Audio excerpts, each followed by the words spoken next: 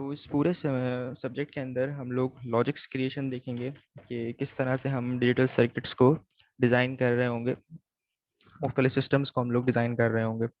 अच्छा, इसके दो पर्सपेक्टिव होते हैं। एक पर्सपेक्टिव जो है वो हमारा हार्डवेयर बेस होता है, एक पर्सपेक्टिव हमारा सॉफ्टवेयर बेस होता है। तो हम लोग जो है वो सॉफ्टवेयर बेस ही रहेंगे, सॉफ्टवेयर बेस के ऊपर ही सारी हार्डवेयर की इम्प्लीमेंटेशन कर रहे होंगे। किस तरह से सर्किट डिज़ाइन करना है, किस तरह से जो है वो हमें पूरी पूरी सिस्टम्स को ऑर्गेनाइज करना है, वो सब हम सॉफ्टवेयर पे कर रहे होंगे। सॉफ्टवेयर हमारे पास जो है वो मल्टीसिम है। मैं आप ओवरव्यू दिखा दूँ, स्क्रीन शेयर हो रही है मेरी सबके पास?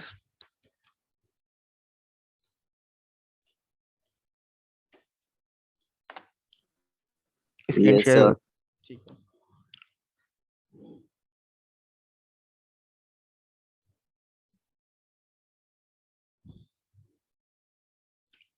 ठीक है। NI national instrument Multisim version 13 है, और करंटली इसका जो लेटेस्ट वर्जन चल रहा है वो 14.0 चल रहा है। जी, बेसिकली ये हमारे पास जो है वो सॉफ्टवेयर की आईडी है जिसके ऊपर हम लोग सारे सर्किट्स डिज़ाइन कर रहे होंगे, सारे गेट्स वगैरह हम इसमें डिज़ाइन कर रहे होंगे, सारे सिस्टम्स हम इस पे डिज़ाइन कर रहे होंगे। हम इसको आगे की लैब्स के अंदर ओवरव्यू लेंगे कि बेसिकली हम इस पे किस तरह काम करेंगे, क्योंकि आज फर्स्ट लैब है। तो हम बेसिकली समझेंगे कि डीएलडी है क्या। थोड़ा सा रूखा रूखा लगेगा आप लोगों को, लेकिन बेसिक चीज़ें क्लियर करना ज़रूरी है। बेसिक चीज़ें क्लियर होंगी तभी आप जाके जो है वो सर्किट को डिज़ाइन कर रहे होंगे। तो पहले थॉरोली जो है वो डीएलडी को समझेंगे, डीएलडी है क्या, इसके अंदर हम लोगों ने क्या चीज़ें करनी है, क्या चीज़ें पढ़नी है, कितने तरह के सिस्टम्स होते हैं, वो सब हम बारी बारी देखेंगे। अच्छा, इस सब चीज़ों को शुरुआत करने से पहले ज़रा क्लास का डेकोरम बता दूं कि क्या प्रोसेस फॉलो किया जाएगा। तरीक़ेकार ये होगा कि हमारे पास 12 लैब्स हैं, ठीक है। और लैब मैनुअल आप लोगों को जो है वो हर लैब का लैब मैनुअल आप लोगों को मिलेगा। लैब नंबर 1 हम करेंगे तो उसका लैब मैनुअल मैं आपको दूंगा, वो आप लोगों को, आपके पास 1 वीक का टाइम होगा। जैसे आज ट्यूसडे है तो नेक्स्ट ट्यूसडे को आप लोगों ने गूगल क्लासरूम में मेक श्योर कि गूगल क्लासरूम में जितने भी स्टूडेंट हैं सब ज्वाइन हो, क्योंकि आपकी जो लैब है वो आप लोग वहाँ पे सबमिट करेंगे। जब तक ऑनलाइन का सिलसिला है सर जब आपका तक एमएस टीम पे नहीं होगा? MS टीम पे होगा। अभी ज़रा सर MS टीम पे एक्सक्यूज मी सर।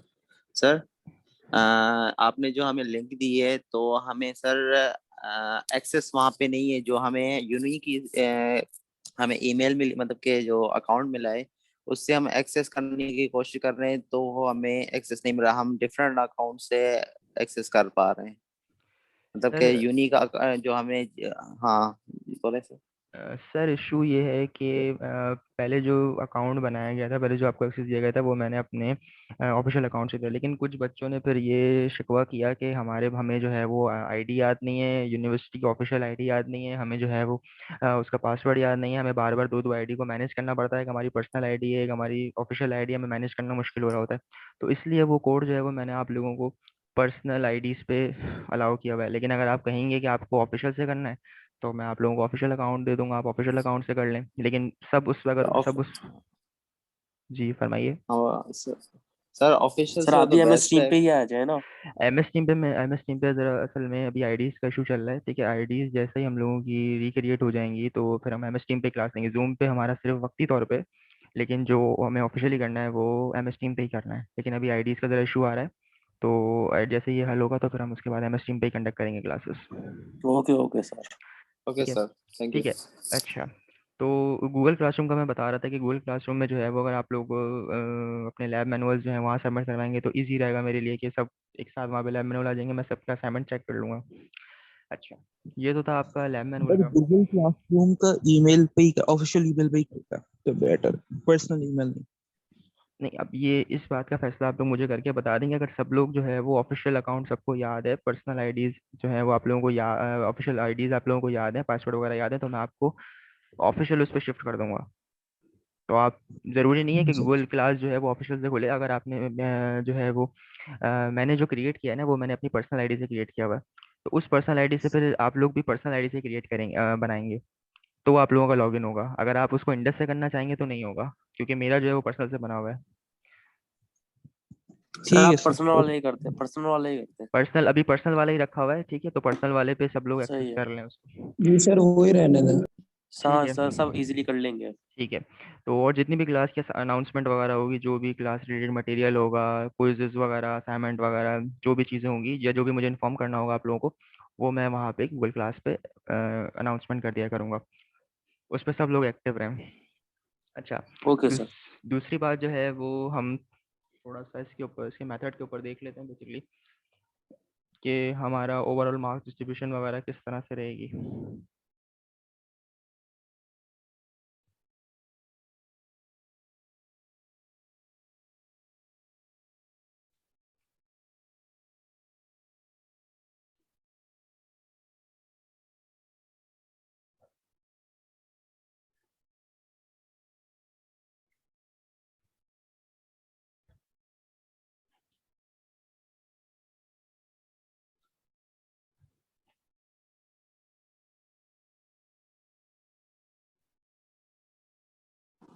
सर आपकी आवाज नहीं आ रही। एक मिनट ज़रा मैं वो मार्क्स डिस्ट्रीब्यूशन का ओपन कर लूँ, वो भी ओपन कर लूँ, फिर मैं आपको। Okay okay.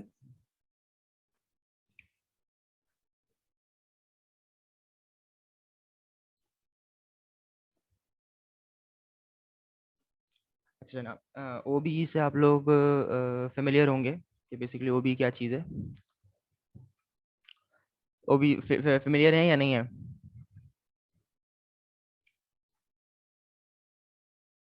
आवाज़ आ रही है मेरी? No sir. आवाज़ नहीं आ रही? आ रही है आ रही है। अच्छा, ओबी से फेमिलियर हैं आप लोग कि बेसिकली ओबी क्या चीज़ है? फर्स्ट सेमेस्टर में आप लोगों को इंट्रोडक्शन दिया होगा कि बेसिकली ओबी क्या चीज़ है, क्या पॉलिसीज़ हैं, क्या प्रिंसिपल्स हैं। चलें बहरहाल, ओबी बेसिकली क्या होती है? ओबी, अच्छा, ओबी बेसिकली आपके पास क्या होती है? ओबी एक आपके पास कोर्स मेथडोलॉजी है, टीचिंग मेथडोलॉजी है, जिसके ऊपर जो है वो कुछ सर्टेन CLOs और PLOs को फॉलो करते हुए हम लोग आप लोगों को चीज़ों के बारे में बता रहे होते हैं। हर सब्जेक्ट के डिफरेंट CLO और PLOs होते हैं। ये डिफरेंट रूल्स एंड रेगुलेशन है, डिफरेंट प्रिंसिपल्स हैं जो सब्जेक्ट के ऊपर फॉलो किए जा रहे होते हैं। बेसिकली एक स्कीम है जो कि HSC की तरफ से वो हमें फॉलो करनी होती है। अच्छा, अब यहाँ पर अगर आप लोग देखें तो यहाँ पर आप लोगों को कोर्स असिस्मेंट में क्विज़ेस, प्रोजेक्ट प्रेजेंटेशन, असाइनमेंट्स, ठीक है, ये आपके 8% से लेके 12% तक है। अच्छा, अब इसका मकसद ये है कि 8 नंबर से लेके 12 नंबर तक है। तो आप लोगों का जो 2 क्विज़ेस मैं कंडक्ट करूँगा, एक मैं मिड से पहले कंडक्ट करूँगा और एक मैं मिड के बाद कंडक्ट करूँगा। एक होगा 5 मार्क्स का और दूसरा भी होगा 5 मार्क्स का, ठीक है। उसके बाद लैब टास्क आपका जो है वो 1 नंबर 12% है, यानी कि 1 नंबर का एक आपका लैब है। लैब नंबर 12 लैब्स होंगी तो 12 मार्क्स ही हो गए। लैब्स के अंदर जो है वो कोशिश ये कीजिएगा कॉपी पेस्ट ना करें, अपनी अपनी मेथडोलॉजी, अपनी अपनी लॉजिक्स इम्प्लीमेंटेशन करें, क्योंकि इसके अंदर हम। सर जी। सर ये जो आपने क्विज़ेस, प्रोजेक्ट, प्रेजेंटेशन और असाइनमेंट का बताया, ये चारों चीज़ों के मिला के 5 नहीं नंबर है? नहीं नहीं, मैं वन बाय वन डिस्कस कर रहा हूँ मैं। पहले मैंने क्विज़ेस का आपको बता दिया। क्विज बेसिकली आपके पास कितने 5 मार्क्स का, मिड से पहले, मिड के बाद, ठीक है। फिर उसके बाद जो है वो हमारे पास असाइनमेंट्स आते हैं। प्रोजेक्ट और प्रेजेंटेशन को फिल वर्क करने दें, असाइनमेंट्स आपके पास आएंगे। एक आपको असाइनमेंट मिलेगा मिड से पहले, एक आपको असाइनमेंट मिलेगा मिड के बाद, ठीक है। वो भी ऑलमोस्ट 5 मार्क्स का होगा। अच्छा, क्योंकि ये प्रोग्रामिंग कोर्स नहीं है, प्रोग्रामिंग कोर्स के अंदर जो है वो हम लोगों के पास मिनी प्रोजेक्ट लाजमी हमें करना होता है। लेकिन क्योंकि ये प्रोग्रामिंग प्रोजेक्ट नहीं है, तो इसमें हम कुछ प्रोजेक्ट इस तरह का सिनेरियो बेस्ड नहीं रखेंगे। हम इसके अंदर प्रेजेंटेशन को कंडक्ट करेंगे, ठीक है। प्रेजेंटेशंस होंगी, क्योंकि आप लोगों का सेकंड सेमेस्टर है, इसलिए हम इसको थोड़ा सा आप लोगों के अंदर चीज़ों को मैनेज करना आना चाहिए, तो इसलिए प्रेजेंटेशन लास्ट में हम इसमें रखेंगे। उसके बाद आपके पास, इसमें आपके पास प्रोजेक्ट नहीं होगा, ठीक है। क्विज होगा आपके पास, क्विज होगा, प्रेजेंटेशंस होंगी और असाइनमेंट्स होंगे आपके पास, ठीक है। ये 3 चीज़ें आपके पास होंगी। अच्छा, क्विज का मैंने बता दिया 5 मार्क्स का होगा, 5 मार्क्स का बाद में होगा। इसी तरह असाइनमेंट 5 मार्क्स का होगा, 5 मार्क्स का बाद में होगा। इसी तरह से प्रेजेंटेशन जो है वो आपकी 5 मार्क्स की होंगी। अच्छा, उसके बाद आपके पास फाइनल लैब आ रही है। फाइनल वाइवा वॉइस या फाइनल लैब जो है वो हम इसको एक ही कंसीडर करेंगे। तो ये आपके पास 20 मार्क्स की होगी। फाइनल लैब के अंदर हम लोग वो तमाम चीज़ों का ओवरव्यू लेंगे, वो तमाम चीज़ों के बारे में आपसे पूछा जाएगा जो आपने थ्रू आउट सेमेस्टर पढ़ी हैं, ठीक है, लैब नंबर 1 से लैब नंबर 12 तक जो जो चीज़ें हम लोगों ने डिस्कस की हैं, जो जो मेथडोलॉजीज, जो जो लॉजिक्स हम लोगों ने इम्प्लीमेंट करी हैं, वो बारीक बारीक सी चीज़ें आप लोगों से पूछी जाएंगी। उसके बिना पे जो है वो आप लोगों को 20 मार्क्स मिलेंगे। तो टोटल आपकी जो लैब है वो 50 मार्क्स की है, और उसकी मार्क्स डिस्ट्रीब्यूशन कुछ इस तरह से, अभी तो ये खैर दूसरे सब्जेक्ट की मेरे पास बनी हुई है, न्यूमेरिकल कंप्यूटिंग की है। मैं आप लोगों की बना के जो है वो आप लोगों को फिर से शेयर कर दूंगा। तो ये आप लोगों की कोर्स मेथडोलॉजी है कि किस तरह से जो है वो मार्क्स डिस्ट्रीब्यूशन होगी, किस तरह से हम लोग प्रोसेस लेके चलेंगे। सर टोटल असाइनमेंट आप कितने देंगे, टोटल दो 12 या 12 अलग के हिसाब से? दो दो देंगे? सर, देखिए, क्विज़ेस भी दो होंगे, असाइनमेंट्स भी दो होंगे, ठीक है, प्रेजेंटेशन एक होगी। क्विज़ेस क्यों दो होंगे, एक आपका मिड से पहले होगा, एक मिड टर्म के बाद होगा। इसी तरह से एक असाइनमेंट मिड टर्म से पहले होगा, एक मिड टर्म के बाद होगा, और प्रेजेंटेशन आपकी बिल्कुल फाइनल में होगी। ओके, ठीक है। फाइनल सर मतलब के जैसे ही मतलब के सेमेस्टर एंड होगा उसमें, या फिर मिड में होगी? नहीं, मिड में तो नहीं होगी ये, क्योंकि जो है वो हम चीज़ों को सब सब कवर कर लेंगे, तो फिर उसके बाद हम फाइनल फाइनल लैब से पहले ही प्रेजेंटेशन कंडक्ट करूंगा मैं, ताकि आप लोगों के पास एक अच्छी खासी ओके, नॉलेज आ जाए इसके ऊपर। ठीक है ठीक है जनाब, सर। इसमें किसी को कोई क्यूरी, कोई सवाल जवाब किसी को?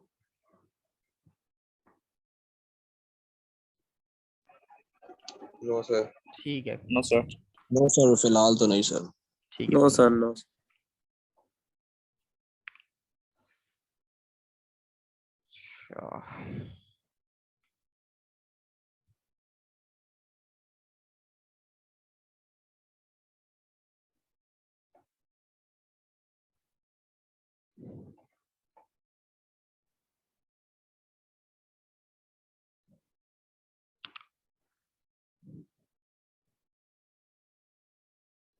अच्छा, अच्छा, जो थ्योरी की जो क्लासेस हुई हैं उसमें आप लोगों ने जो है वो क्या ओवरव्यू है आप लोगों का, क्या समझ में आया आप लोगों को कि बेसिकली डीएलडी है क्या?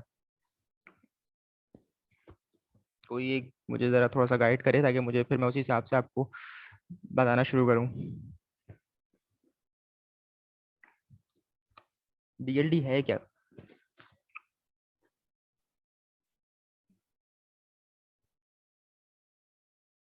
थ्योरी की क्लास हुई है ना?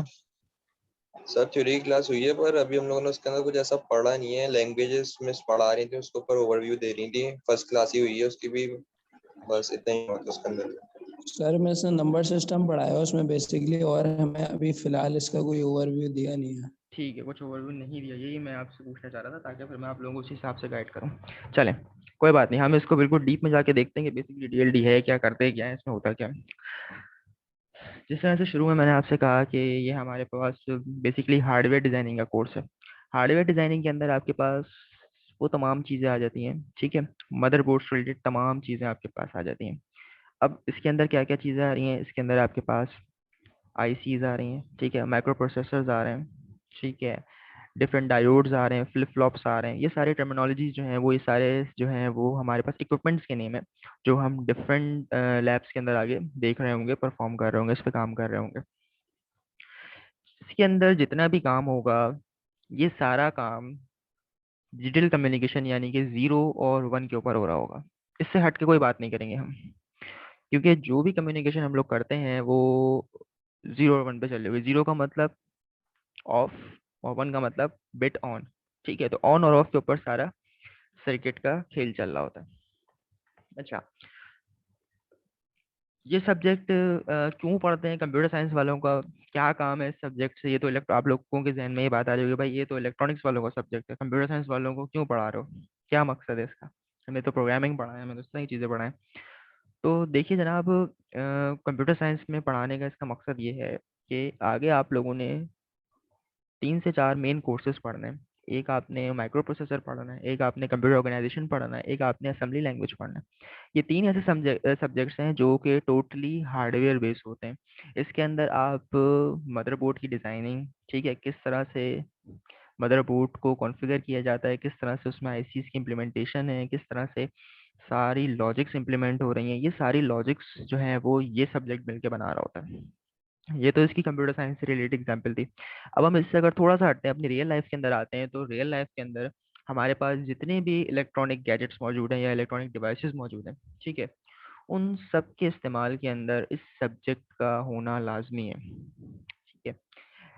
स्पेशली ये कहाँ पे इम्प्लीमेंट किया जा रहा होता है, ये आपके पास सिक्योरिटी सिस्टम्स पे इम्प्लीमेंट किया जा रहा होता है, अलार्मिंग सिस्टम्स पे किया जा रहा होता है जिस तरह से, और आप लोगों के जो कार के अंदर डोर्स वगैरह होते हैं, ऑटोमेटिक ड्राइविंग से रिलेटेड चीज़ें जो होती हैं, उन सब के अंदर जो है वो आपके पास ये सिस्टम इम्प्लीमेंट हो रहे होते हैं। तो बेसिकली ये जो सब्जेक्ट है आपके पास डिजिटल डिज़ाइनिंग, इसके अंदर आप लोग तमाम इलेक्ट्रॉनिक्स के सर्किट्स के ऊपर बात कर रहे होते हैं। इसके अंदर हमारे पास पार्किंग सेंसर्स आ रहे होते हैं, ठीक है, ऑटोमेटिक ड्राइविंग से लेके जितने भी आपके पास इलेक्ट्रॉनिक से डिवाइडेड चीज़ें हैं वो सब जो है वो आपके पास इसमें आ रहे हैं। अच्छा, ये इसकी रियल लाइफ एप्लीकेशंस थी, रियल लाइफ एग्जांपल्स थी हमारे पास। अब अगर हम इसको कंप्यूटर साइंस के अंदर बात करें तो कंप्यूटर साइंस के अंदर मैंने आपको जैसे बता दिया कि हम लोग इसको माइक्रो प्रोसेसर के अंदर, कंप्यूटर आर्किटेक्चर के अंदर, इस तरह के सब्जेक्ट्स में हम लोग आगे पढ़ रहे होते हैं। अच्छा, अब यहाँ पर बात ये आती है कि मैं बार बार सिस्टम सिस्टम कर रहा हूँ, तो बेसिकली सिस्टम हमारे पास होता क्या है, ये मुझे डिफाइन करेगा कि सिस्टम बेसिकली हमारे पास किस चीज़ का नाम है या किस चीज़ को हम लोग सिस्टम कह रहे होते हैं।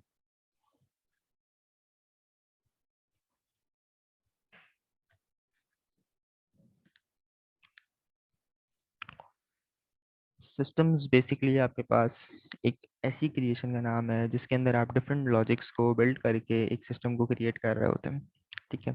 अच्छा, अब सिस्टम्स जो है वो, कोई भी सिस्टम वो किस टाइप का है, किस कैटेगरी का है, वो आपके पास दो चीज़ें डिफाइन कर रही होती हैं, एक आपके पास इनपुट और एक आपके पास आउटपुट।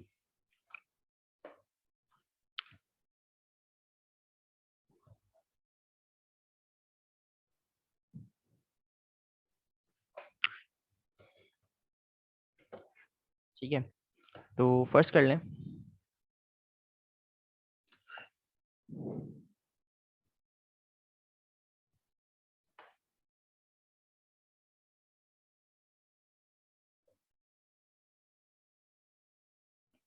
ये आपके पास एक सिस्टम है, ठीक है, एक इसमें इनपुट होगा, एक इसमें आउटपुट होगा। तो कोई भी सिस्टम किन चीज़ों से मिलके बनता है, वो दो चीज़ों से मिलके बनता है, ठीक है। एक को डिपेंड करता है कि उसमें कितने आउटपुट्स आ रहे हैं और कितने उसमें कितने इनपुट्स आ रहे हैं और कितने आउटपुट्स आ रहे हैं। अच्छा, अब कुछ कैटेगरीज हमारे पास, कुछ सिस्टम्स हमारे पास ऐसे होते हैं जिसके अंदर एक इनपुट आ रहा है और मल्टीपल आउटपुट्स आ रहे हैं आपके पास, और कुछ सिस्टम हमारे पास ऐसे होते हैं जिसके अंदर आपके पास मल्टीपल इनपुट्स हैं और मल्टीपल आपके पास आउटपुट आ रहे होते हैं। तो बेसिकली इन सब चीज़ों को मद्देनज़र रखते हुए सिस्टम्स को हम लोगों ने चार कैटेगरीज में डिफाइन किया, ठीक है। सबसे पहले कैटेगरी आपके पास आती है सिंगल इनपुट और सिंगल आउटपुट, यानी कि सिंगल इनपुट होगा, सिंगल इनपुट होगा, सिंगल आउटपुट होगा, ठीक है। सेकंड कैटेगरी आपके पास आती है सिंगल इनपुट और मल्टीपल आउटपुट्स, ठीक है, आपके पास मल्टीपल आउटपुट्स आ रहे हैं। तीसरी कैटेगरी आपके पास आती है मल्टीपल इनपुट्स और सिंगल आउटपुट, यानी कि आपके पास क्या है, इनपुट्स तो मल्टीपल हैं,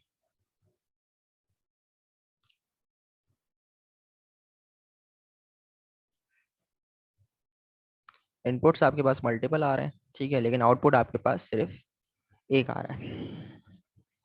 और चौथी कैटेगरी आपके पास मल्टीपल इनपुट्स और मल्टीपल आउटपुट्स होते हैं। तो बेसिकली कोई भी सिस्टम हमारे पास इन चार कैटेगरीज के ऊपर बेस कर रहा होता है, single input single output, single input multiple output, और मल्टीपल इनपुट और सिंगल आउटपुट, और मल्टीपल इनपुट्स और मल्टीपल आउटपुट्स। ये चार कैटेगरीज हमारे पास बेसिक किसी भी सिस्टम को डिफाइन कर रही होती हैं। इन कैटेगरीज के ऊपर जो है वो हमारे पास सिस्टम डिफाइन हो रहा होता है। यहाँ तक किसी को कोई क्यूरी, मेरी बात समझ में किसी को नहीं आई हो?